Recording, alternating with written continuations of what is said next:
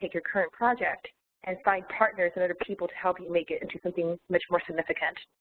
So my project was called Development and Implementation of a Holistic After-School Program for At-Risk Youth in Miami. And the picture you see on the right are just some of the kids that I work with. They're adolescent youth, so it's been awesome working with them.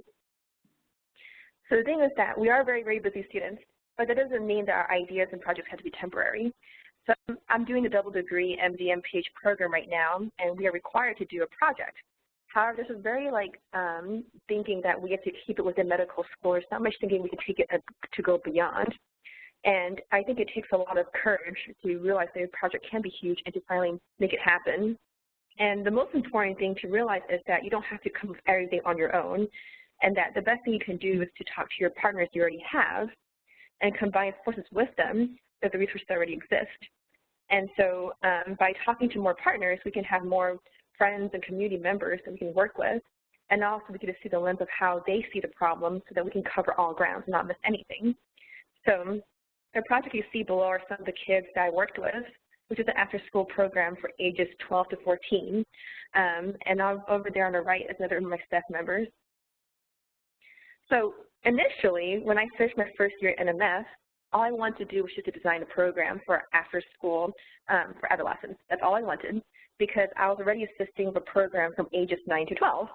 So I said, why don't I tackle ages 12 to 14, because that's what I want to do in the future as I want to do adolescent medicine. I want to make a program after school that'll provide academic assistance, mental health, nutrition, wellness, leadership skills, etc. And I wanted to empower these kids to someday be health advocates for the community and become mentors for their peers, and so that they can also have opportunities to just have better income, higher education from this camp that I'm having. And also I wanted to get some of my fellow doctoring friends to help develop the program. That's all I wanted to do at first. So the snowball effect, this is what happened. So I pitched the idea to my preceptor, which is already Parks and Rec Miami, and they said, well, that's actually a great idea. Adolescent medicine is awesome, but why don't we make your project more special? Why don't we refer you to the Juvenile Services Department, since they were in the same building and this is all the government. And so the project became not just a project for adolescents, but now at-risk adolescents. And so then so I started talking to two groups now. I have my preceptor and now JFD. But then as we talked to more and more and more, we realized that the huge population of adolescents who are at risk is very vast. And suddenly my project of just having 20 kids now became 400 at-risk adolescents, and they wanted to have it across 13 sites across Miami's Parks and Rec.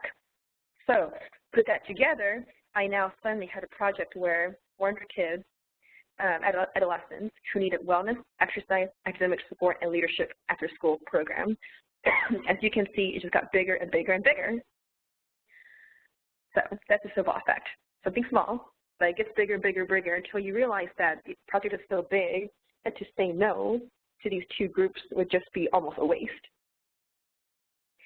So I started thinking to myself, okay, fine, I want to design a program, and I want to have academic support, leadership, dinner, dismissal, etc. This is the rough schedule that we finally came up with now that we're running the program. But as you can see, even the schedule itself required a lot of logistics and work. And so truly I realized that I needed a lot of help going forward.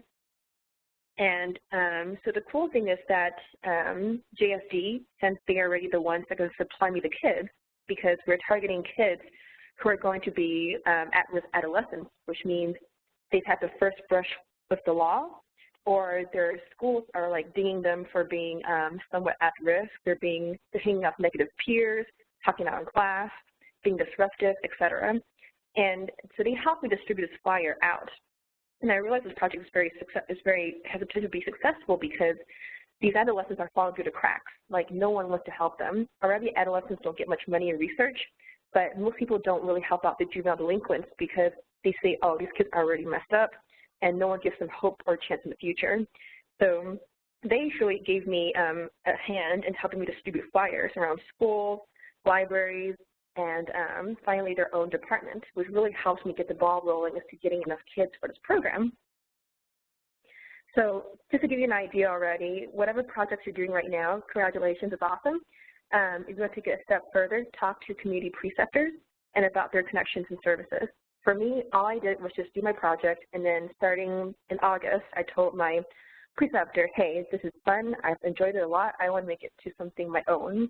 And they were the ones that were able to connect me to their friends in the Juvenile Services Department, and I was able to start working with 2 departments already. When you give you references, always make sure you contact these references. We're very busy, and that's the hardest part, I think, is to meet up with these people and talk.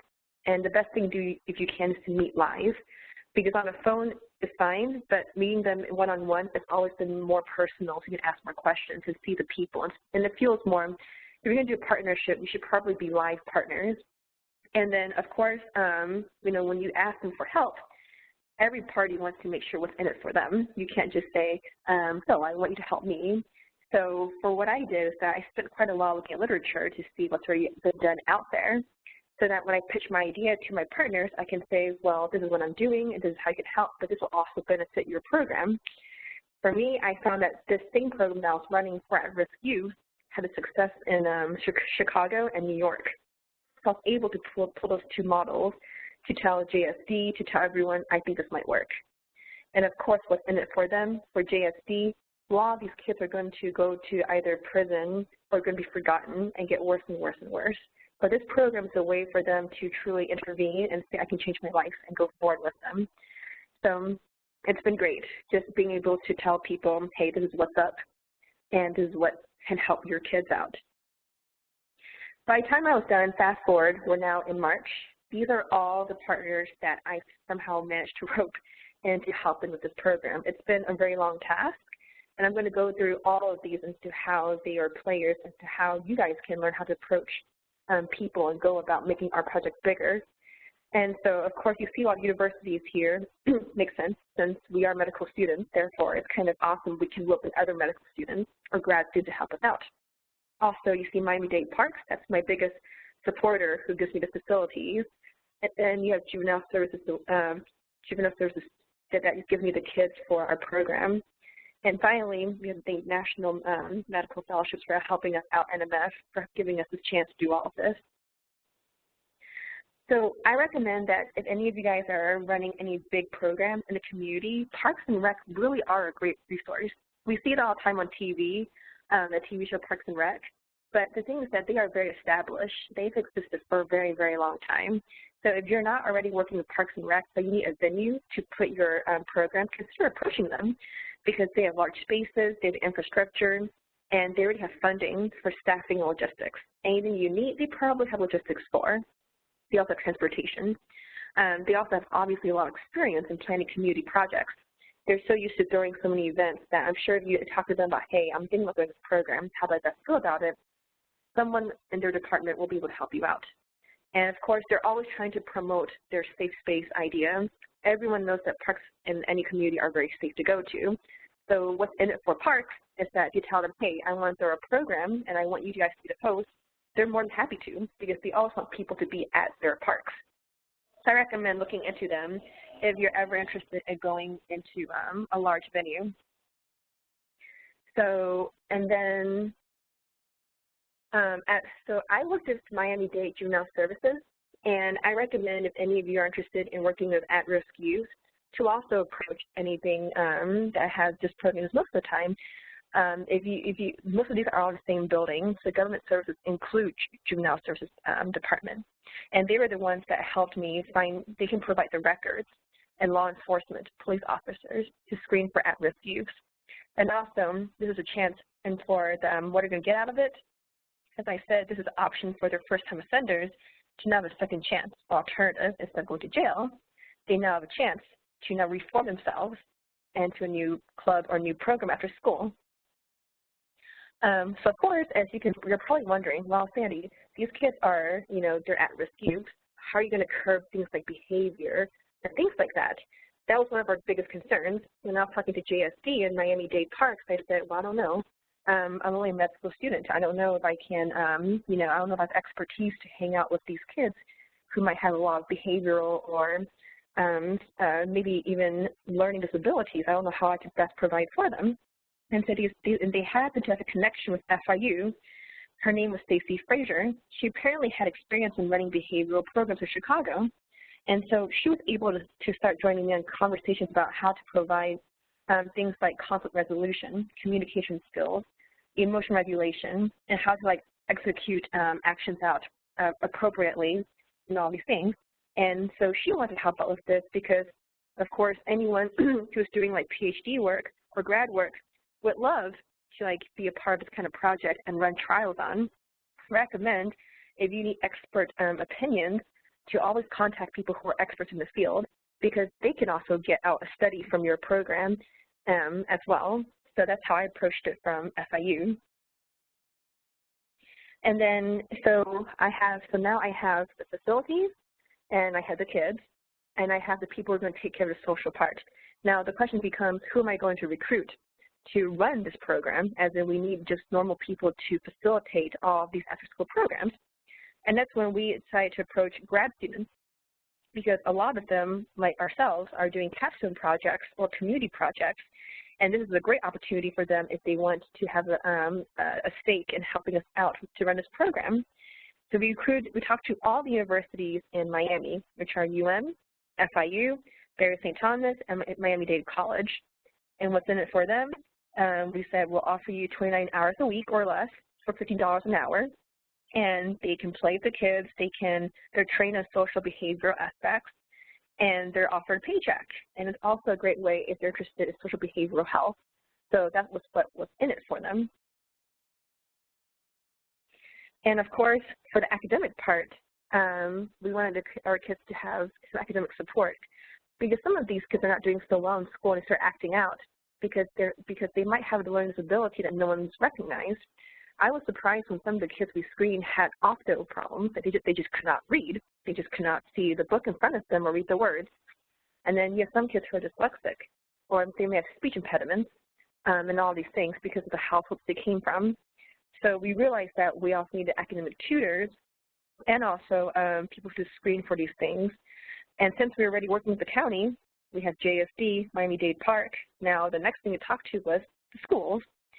So we started putting out flyers to schools saying, is there any teachers who would like to volunteer after school to make some extra money and help our program out? And we put the flyers up in principals' offices, et cetera. And the way we pitched it was, if you give us your kids and we help them out, we could help decrease disruption in the classroom and also provide better academic performance for the overall school.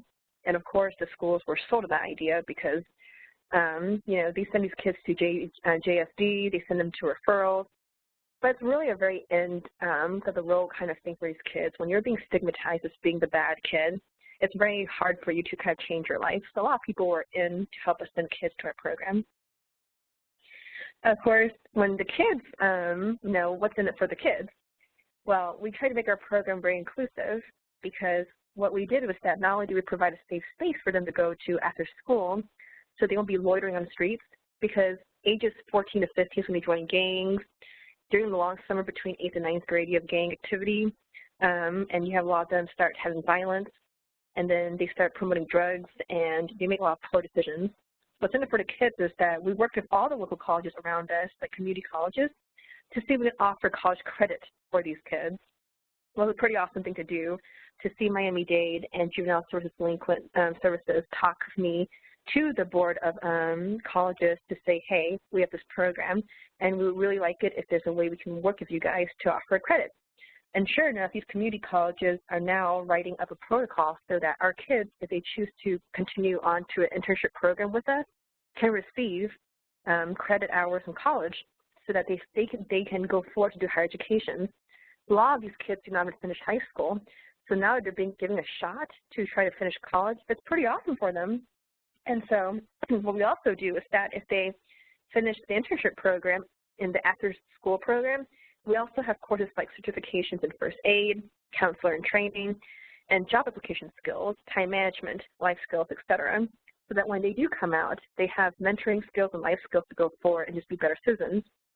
So it was truly a cool thing to see how when we talked to colleges, at first they were a bit skeptical, but when we showed that there's so many partners on board, that feel, the snowball effect I was talking to you about just got better and bigger and bigger, because now everyone wanted a part of this program, and because it's such an innovative thing to do. So of course, naturally, when you talk to people, we met weekly at Miami Parks and Rec. We sat around a round table where everyone could see each other, hear each other, and we usually did it on a Wednesday for noontime. And we tried to make sure one person from every party was there to represent their association. So we always had one person from GSD, one from Parks and Rec, one from every university, just to check in on progress and see how they were doing on their front ends. And we can also talk about difficulties. We always encourage that if you're having any problems, say it.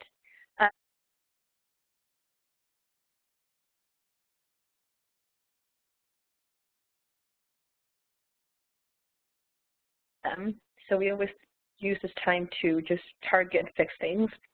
And also, if you can, meeting people in person is much better than emailing or phoning all the time, because just to see someone's face and just to see like how they feel about it and just to shake your hands really makes a huge difference when you're trying to work with more community partners, even though we are very, very busy and we would prefer to do things from our rooms or on the phone.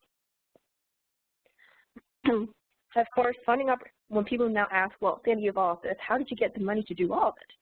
Well, part of it started NMF. I had the funding to be able to provide transportation for me to think of the ideas. And then because my project started going, I was able to start applying for all these grants that my school had.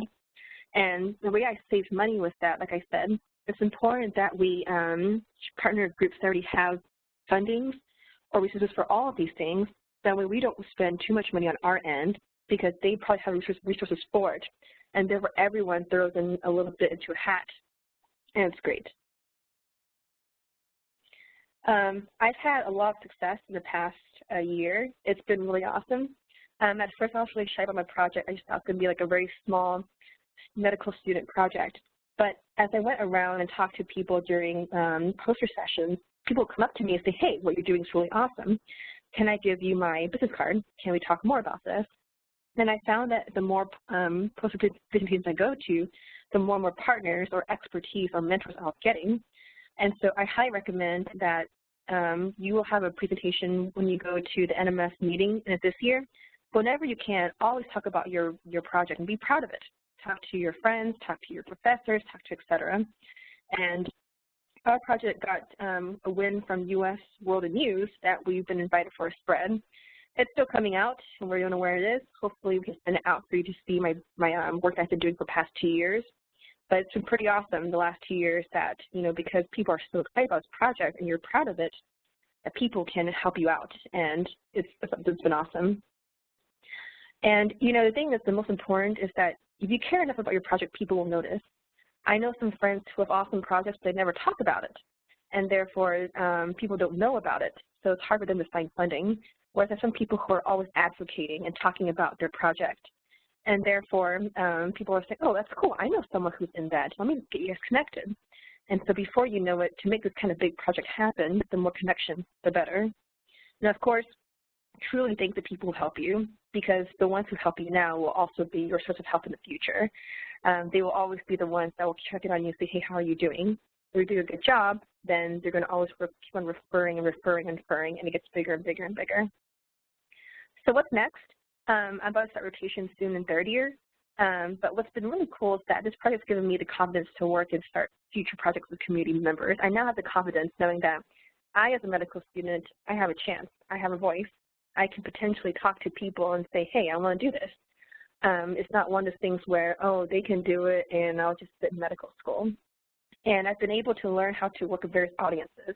We're stuck in medical school all the time. We don't realize that our lingo and vocabulary has to be tailored to certain groups. I want to go towards health policy in the future because lots of medicine's always been my thing. And I want to go to med-peds or internal medicine. And I want to also work with schools for better health advocacy. After running this program, I really hope to use it one day to implement it better into schools, especially in other cities that have at-risk groups like the ones in Miami. So I want to thank all of you guys for listening to me. If you ever need to contact me about more information, I'm about to have a question and answer session soon. That's my email address right there. And I want to especially thank NMF again and my two mentors, Dr. Messiah and Mr. Eric Hansen, and of course all of those partners I talked about earlier for being part of the conversation, helping me out. And with that, I will end my presentation, take some questions. Awesome. Thank you, Sandy. If anyone has any questions, please put them into the chat, or you can do the question and answer. I'm looking at both of them to see if there are any questions that come up. I'm trying to look for the questions too. I don't know. I do not know exactly where they appear on other people's screens, so I apologize. But I don't see any questions yet.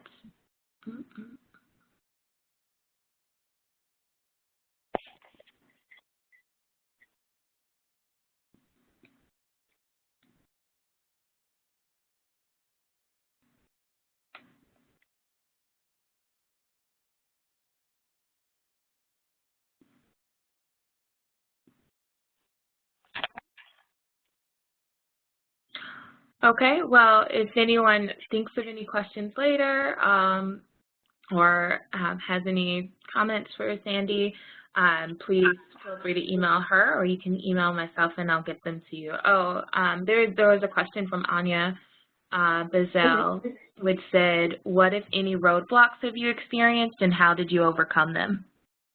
What is it, sorry? What, if any, roadblocks did you experience and how did you overcome them? Okay, so major roadblocks, I think, were when different groups want to do different things. As you can imagine, too many cooks in the kitchen can also be, can also spoil the soup. So I think what we had to do was, we had some more outspoken group members that want to do things the way they want to do it. And I think that part was difficult because we had some more stronger personalities. And therefore, for those people, we met them separately ahead of time and talked out things because they tend to get into arguments at the round table, which would slow us down. So before I invited new members to a round table, I always sat with them one-on-one to see their views and viewpoints, include them in what's going on with everyone else. That way we don't run into any conflict and slow us down during the time. So I recommend if you have strong personalities working in a huge group and you're one of the persons heading it, meet with them separately ahead of time and just talk things out. And I think that way you guys know each other and feel more comfortable so that during the round table, he doesn't feel like they're being like attacked or anything. So I recommend doing that. Great. Awesome. Okay. And let me just ask, Sandy, is that something that you had figured out before, or was that something that you came against here and then altered your plan? You mean the conflict resolution part? Yes. So we had one incident when we first started in September. I just said, okay, everyone come on. So we had a roundtable discussion, and I noticed that we were having a stalemate on some points because everyone had ideas, but but some of them wanted to do more than others, and I realized this was a problem. So what we did for that meeting is I sent everyone home and write up everything onto paper documents, etc., and then we would present it systematically the next meeting because everyone was just throwing things the whole time. And then I realized from then on that anytime I invited a new partner, I talked to them ahead of time so that they are clued in and don't waste their time when there's an exchange at the table. So I figured this out the first month. Okay. Great. Awesome. All right, well, if those are all of the questions, then thank you everyone for joining, and thank you, Sandy, for your presentation and sharing about your experience with your project and how you were able to put that together and take it not only beyond having NMF as a partner, but also in terms of spreading the news about the program beyond NMF as well.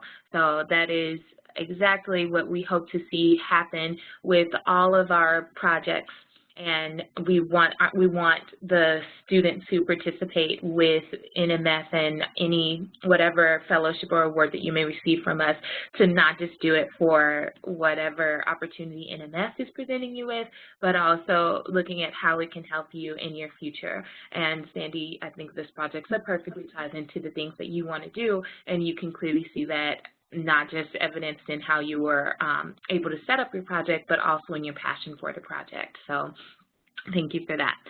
All right. Thank you all, and have a great day. Thank you, everybody.